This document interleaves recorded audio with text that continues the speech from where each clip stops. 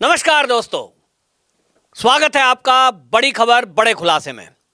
एक बड़ी खबर के साथ मैं एक बार फिर आपके सामने प्रस्तुत हुआ हूं और खबर है वक्फ बोर्ड बिल को लेकर। आपको यह जानकारी है ही कि वक्फ बोर्ड बिल देश की संसद में भारतीय जनता पार्टी की मोदी सरकार ने प्रस्तुत कर दिया है। लेकिन जैसे ही यह बिल संसद के पटल पर बीजेपी के नेताओं की तरफ से रखा गया, जगदंबिका पाल जो कि चेयरमैन इस वक्फ बोर्ड कमेटी के थे, उनकी तरफ से जब ये संसद के पटल पर बिल रखा गया, वैसे ही पूरा जो विपक्ष है वो संसद में हल्ला गुल्ला मचाने लगा और जैसे कि उम्मीद थी कि वो चिल्लाने लगा, बौखलाने लगा। अब सवाल यह है कि जब ये वक्फ बोर्ड बिल प्रस्तुत हुआ है तो इसमें कांग्रेस समेत पूरे विपक्ष को दिक्कत क्या है? असल में दिक्कत तो कुछ नहीं है, क्योंकि ये जो बिल है ये बिल अमेंडमेंट बिल है, संशोधन बिल है। ये जो वक्फ बोर्ड एक्ट है, ये जवाहरलाल नेहरू जब देश के प्रधानमंत्री थे 1954 में बनाया गया था, तभी इसका निर्माण गलत हुआ।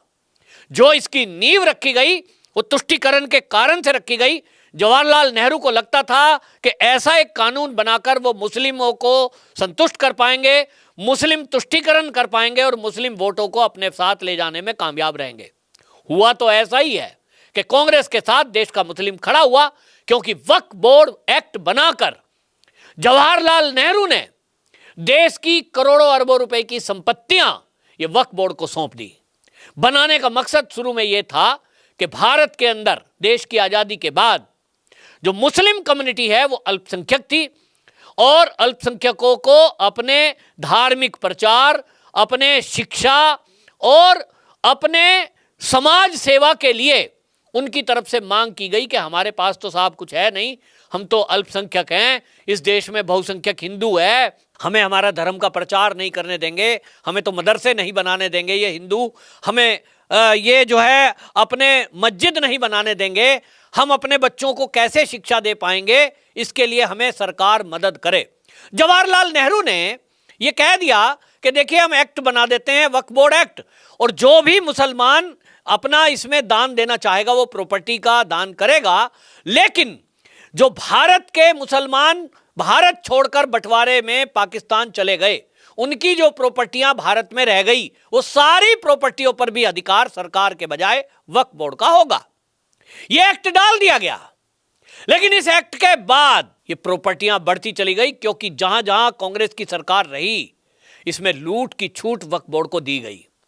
संपत्तियां शामिल करते चले गए, जमीनें शामिल करते चले गए, और आलम यह हो गया कि 2009 तक वक्फ बोर्ड के पास 4 लाख एकड़ जमीन यानी अचल संपत्तियां, बिल्डिंग भी इसमें शामिल है, 4 लाख एकड़। आप सोचिए भारत का कितना बड़ा भूभाग ये वक्फ बोर्ड के पास आ गया।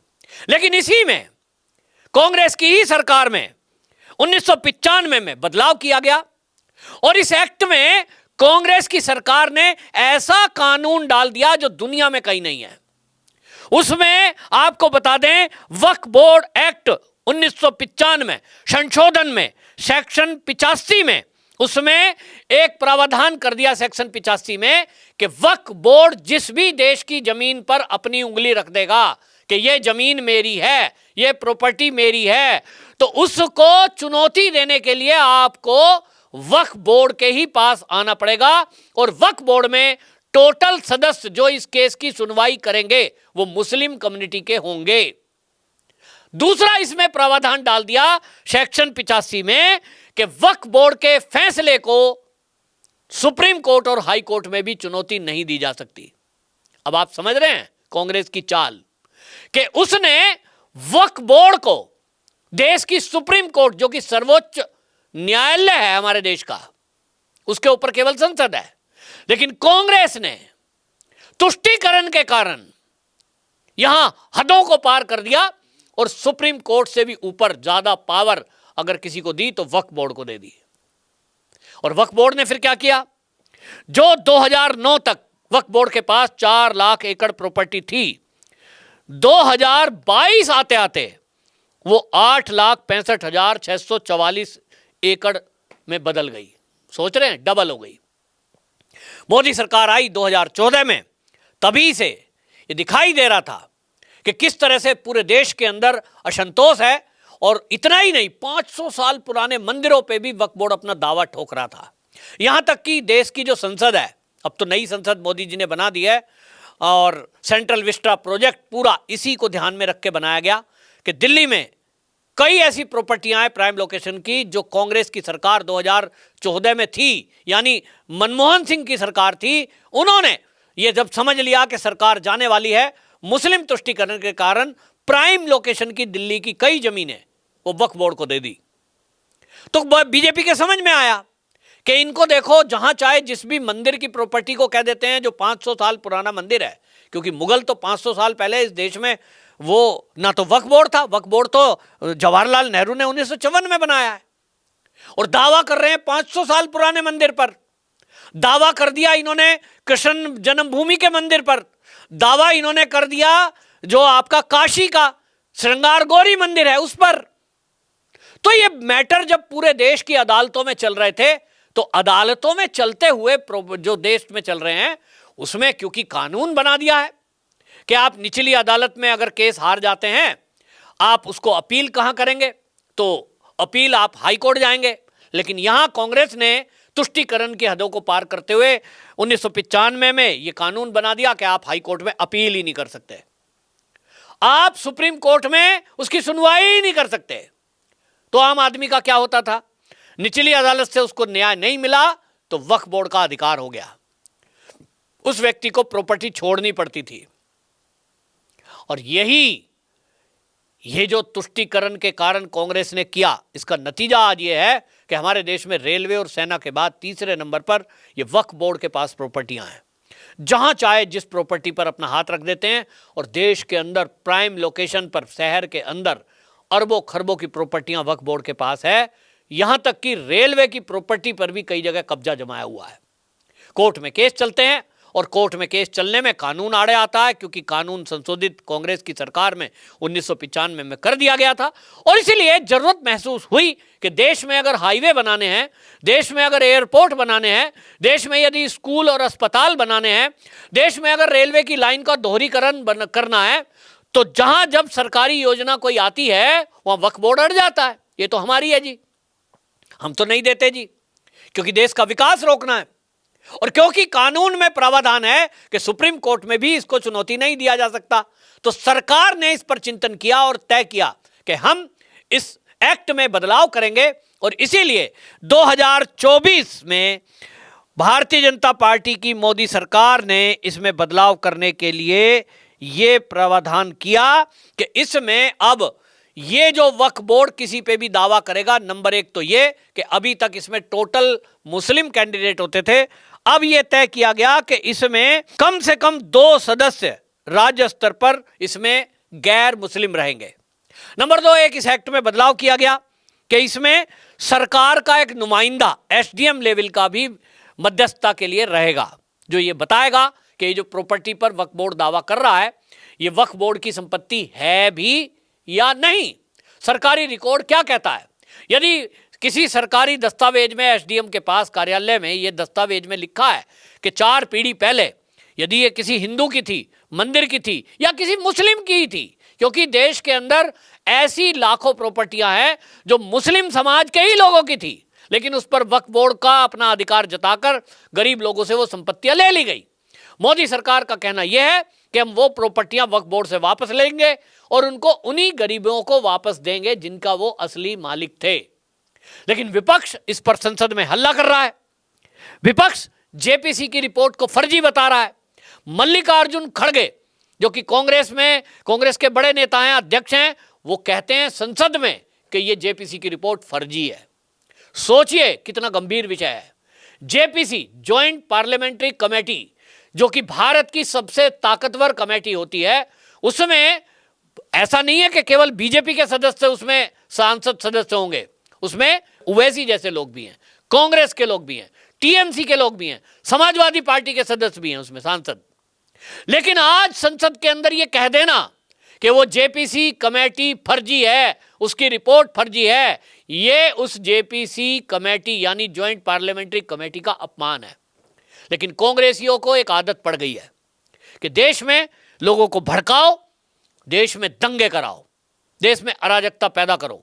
और इसीलिए कांग्रेस समेत पूरा विपक्ष एक बार फिर से देश के मुसलमानों को भड़काने में लगा है।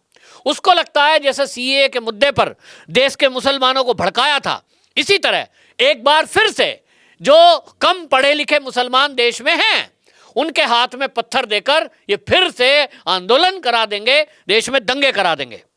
आप देखिए, जो समाजवादी पार्टी की सांसद है अखिलेश यादव की पत्नी डिंपल यादव, वो क्या कहती है? वो कहती हैं कि ये जो जेपीसी बनी है और इसकी जो रिपोर्ट है, वो असहमति नोट जो इसमें थे वक्फ बोर्ड संशोधित विधेयक में, इनको शामिल क्यों नहीं किया गया। उस पर जगदम्बिका पाल जो सांसद हैं और चेयरमैन हैं, बाकायदा किरण रिजिजू जी ने प्रेस कॉन्फ्रेंस करके इसका जवाब दिया। और किरण रिजिजू जी ने इसका जवाब देते हुए उन्होंने कहा कि जिन भी मुद्दों पर विपक्ष ने असहमति जताई थी, वो पावर होती है चेयरमैन की। जगदम्बिका पाल की ये पावर थी चेयरमैन के नाते कि वो उन नोट्स को शामिल करे या ना करे। लेकिन अगर आप कहते हैं जी हम तो शामिल कराएंगे, हमने ऑब्जेक्शन लगाया था, उनको क्यों हटा दिया, तो अमित शाह जी ने संसद में खड़े होकर कह दिया है ठीक है, हम उनको भी शामिल करेंगे। और यही आपको बता दूं, आज जो ये विपक्ष संसद में चिल्ला रहा है कि आपने उन नोट्स को शामिल क्यों नहीं किया जो हमने ऑब्जेक्शन उठाए थे, मेरी बात आज नोट कर लीजिए, ये शामिल अब होंगे क्योंकि अमित शाह जी ने बोल दिया है। और जब ये शामिल होंगे तो इससे ये पूरे देश के सामने विपक्षी पार्टियां एक्सपोज होंगी। किस व्यक्ति ने क्या कहा है, क्या ऑब्जेक्शन लगाया है, तुष्टीकरण के कारण ये क्यों वक्फ बोर्ड में संशोधन एक्ट में नहीं चाहते हैं, ये एक्सपोज होंगे। आपको जान के आश्चर्य होगा, उद्धव ठाकरे की शिवसेना, उसके जो सांसद है अरविंद सावंत, वो कह रहे हैं कि हर धारा पर इसकी चर्चा नहीं हुई। वैसी बोले तो बोले, क्योंकि वो मुस्लिमों का प्रतिनिधित्व करते हैं। लेकिन उद्धव ठाकरे की शिवसेना का एक सांसद सवाल उठाए, यह आश्चर्यजनक है और यह शिवसेना के पतन का कारण है। और इसी तरह विपक्षी पार्टियां कांग्रेस के पीछे खड़े होकर तुष्टीकरण के कारण चिल्ला रही हैं। बहरहाल कुछ भी हो, संसद में यह पटल पर रख दिया गया है और अब आप देखेंगे कि ये जो मानसून सत्र आएगा, उम्मीद है उसमें ये दोनों सदनों से पास कर दिया जाएगा और देश में ये लागू होगा। क्योंकि भारतीय जनता पार्टी पहले होमवर्क करती है, उसके बाद कोई काम करती है, तो ये एक्ट तो पास होके रहेगा। लेकिन देश के विपक्षी पार्टियां अब देश के लोगों के सामने एक्सपोज हो रही हैं कि किस तरह से इन्होंने देश में वक्फ बोर्ड के नाम पर एक विशेष कम्युनिटी को देश की जमीनों की लूट की छूट दी थी। और इनके चेहरे बेनकाब होने चाहिए, इनको एक्सपोज करना चाहिए। और मैं कहता हूं कि देश के सनातनियों को इन विपक्षी पार्टी के नेताओं से पूछना चाहिए, चाहे वो समाजवादी पार्टी हो, चाहे उद्धव ठाकरे की पार्टी हो, फिर चाहे कांग्रेस हो, फिर चाहे आम आदमी पार्टी हो, इनके नेताओं से जहां मिले सनातनियों को पूछना चाहिए कि आपने वक्फ बोर्ड बनाकर देश की संपत्ति मुसलमानों को सौंपी, उनको ऐसे अधिकार दिए कि सुप्रीम कोर्ट में भी सुनवाई ना हो। दूसरी तरफ मंदिरों को आपने सरकार के चंगुल से छुड़ाने के लिए कभी भी एक शब्द नहीं बोला। आखिरकार क्या देश में आपको केवल मुस्लिमों की चिंता है, केवल मुसलमान वोटों की चिंता है? आपको देश के सनातनियों की, हिंदुओं की कोई चिंता नहीं है? ये सनातनियों को भी समझना होगा कि उनके हित की बात करने वाला कौन है, देश के हितों को आगे रखने वाला कौन है और उनका दुश्मन कौन है। आप इस वीडियो को शेयर जरूर करें और आपको यदि लगता है कि आप कोई इसमें अपनी विचार रखना चाहते हैं तो कमेंट में जरूर अपना विचार रखें। अगली वीडियो को लेकर फिर से हाजिर होऊंगा। वंदे मातरम।